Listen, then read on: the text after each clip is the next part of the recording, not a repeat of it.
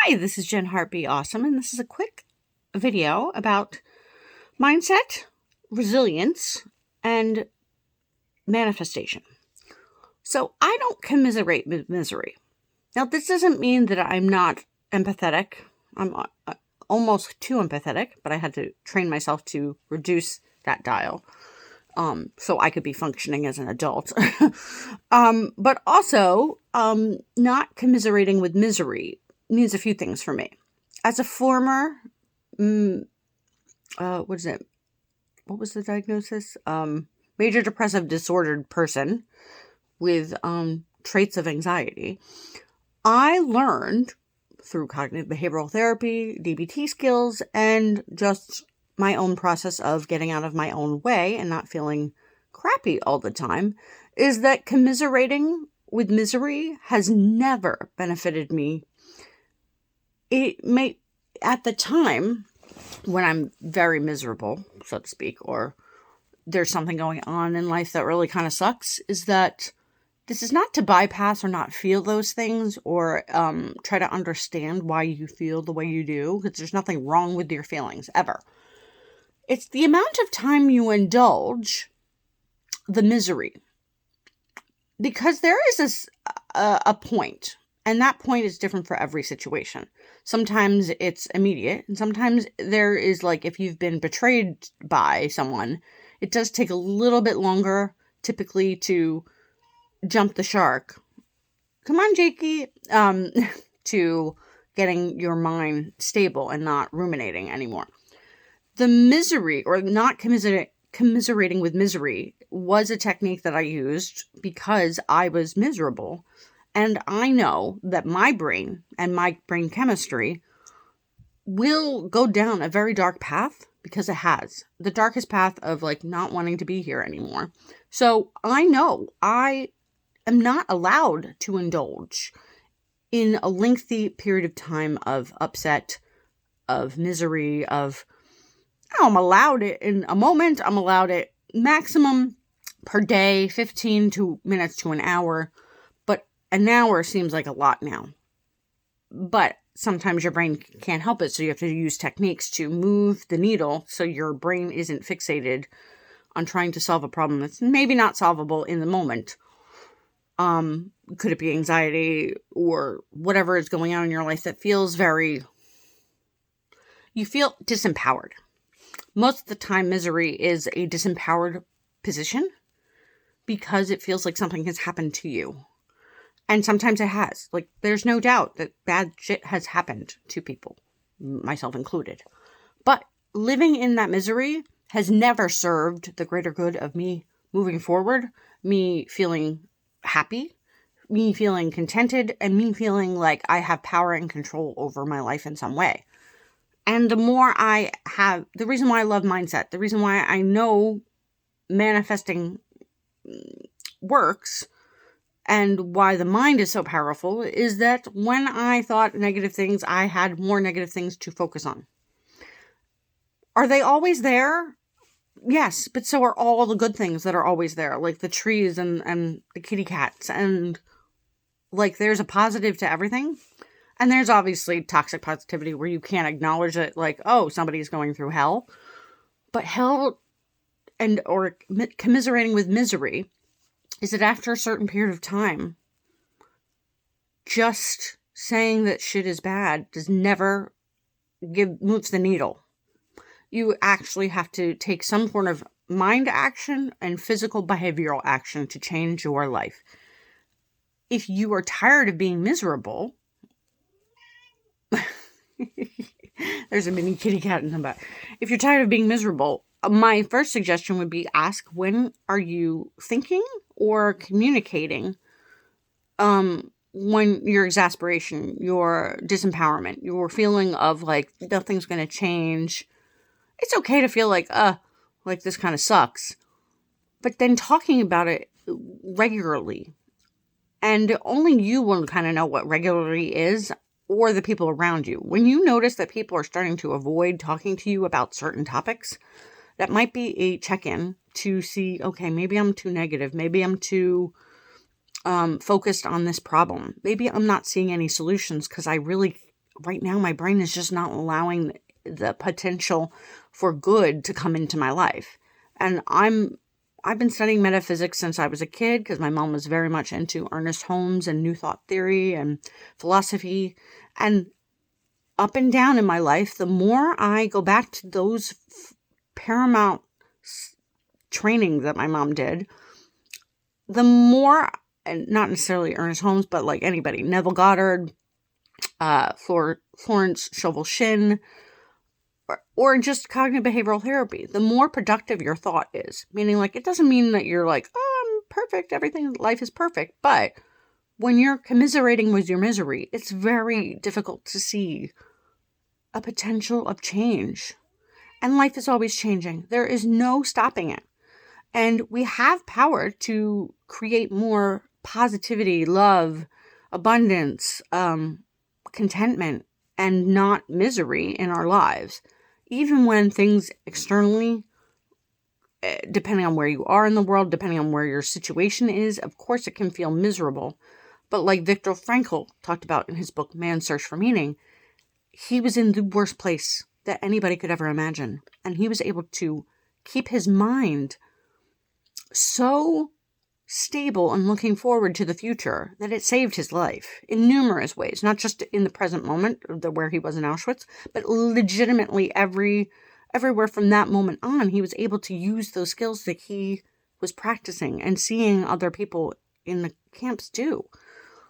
And that is every human's ability. Like, every human has that program available for them. Is it hard? Yeah, because if your brain is not used to thinking in that potential of like, this is not the only thing, I have power here, it's not unsolvable, I just haven't seen it yet, everything is working out for me, even if I don't understand this right now, or it's feeling shitty or frustrating, or whatever the feelings are, I would suggest writing them down if it feels, or a trusted confidant where you know that they're not going to allow you to talk about it for 10 years or multiple weeks, because it's not serving you.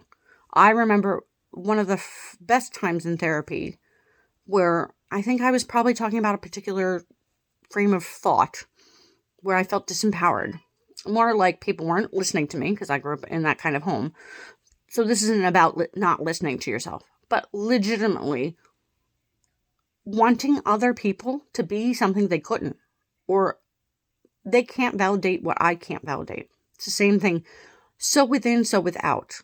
So it's a metaphysical idea that anything internal is outpictured. And if your life feels you're not seeing all the good in life because something inside is not like seeing the good. And sorry, I think a cat was trying to get up. So the process is not to shame yourself in any sort of way for having these awful misery, indulgent, like, I would say woe is me, but that's what I used to do. It was a feel sorry for me because I feel disempowered. I don't know how to change this. And sometimes there are legitimate things that at the moment, there is no solution. There's always a solution, but in the moment, there might not be. And that's a scary place to be when you don't like your feelings. It's a scary place to be when feeling shitty doesn't feel good. It never feels good, but it's temporary. It's a reminder for anybody who feels anxious, worried, stressed, depressed, lonely. All these things are not permanent. I promise you, for somebody who has lived in that state for way longer than I desired to, now I know better. So I don't indulge in a lengthy period of time. And lengthy is relative to the situation. Like, if somebody died that was very close to me, you have time to grieve. If you end a relationship, have time to grieve. And time is relative, right? Like, but if you know you're not moving forward, if you're feeling stuck, if you're feeling like you're not manifesting things in your life and you keep spinning your wheels nonstop, it feels like a different type of misery where you say the same things. If you're repeating yourself so many times to the people that are around you, whether it's somebody that you talk to, or you're talking about a lot of strangers about the same thing, is that maybe you have to check in with yourself and being like, am I indulging in this, or am I finding solutions? Am I actually trying to see the positive in this? Am I looking for the thing that will move the needle, which is usually looking how this is going to benefit? Like when we had the thing a few years ago where the whole world shut down, seeing the benefits of the horrible situation that we were in, like more time with family, more time to exercise, a little less frantic pace, at least where we are in the world, in the United States. Like it was a lot horrible, especially people who are actively involved medically wise and all that stuff, and financially. I mean, a lot of things happened that were not fun. But the benefits to that, when you have a perception shift, when you're able to see, it's really not all black and white. It's not all bad. It's not all good. There is multiple sides to these things. And the more I commiserate in the misery, I'm going to stay in misery more. And who the hell wants that? Sometimes we want it because we don't see a way out and we do feel disempowered and we want somebody to save us. And 99% of the time, we're not going to have another person save us because we'll be like, oh, they're just telling me to be positive, and they can't see or feel or empathize. But even when they empathize with you, will that actually serve you?